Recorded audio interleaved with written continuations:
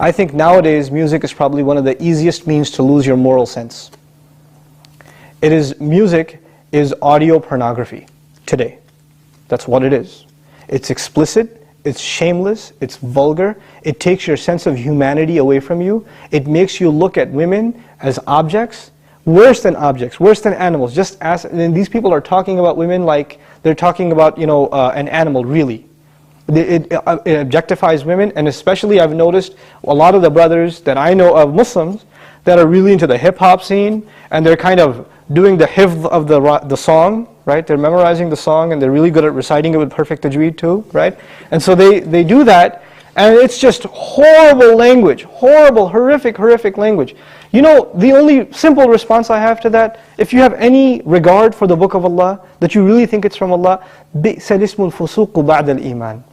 Even the name, the mention, the word for something bad is terrible once you have faith. قُلْ لِعِبَادِي يَقُولْ الَّتِي هِيَ أَحْسَنُ. Tell my slaves to say that which is the best. So this is the first thing. When you say horrible things, and you say things that are in direct contradiction to the moral gauge Allah gifted us with, then obviously you're deviating from your natural fitrah, your predisposition to turn to Allah. And when you constantly listen to garbage like that, then you get deviated. And you don't find pleasure except in disobedience to Allah, and that's a sign of a sick heart.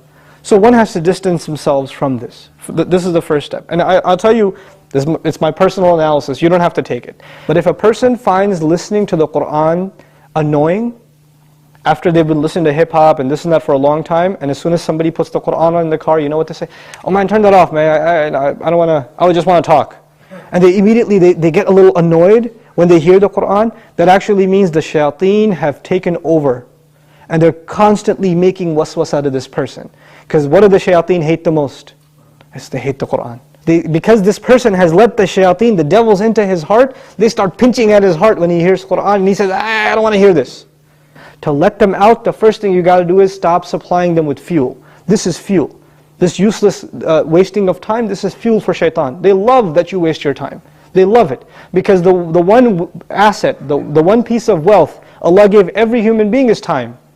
And what is music and TV and YouTube and Facebook and MySpace and like Twitter and whatever else? If you're spending hours and hours and hours on this stuff, what is it except destroying your time? It's taking that one asset away from you. Shaitan would love nothing more. May Allah subhanahu wa ta'ala give you the strength to get away from these temptations. My advice that I keep going over, I can't get enough of giving this advice, find better friends. Find company that is not into these things and try to spend more time with them, and inshallah you'll wean yourself off of these habits. Bi-idhnillah.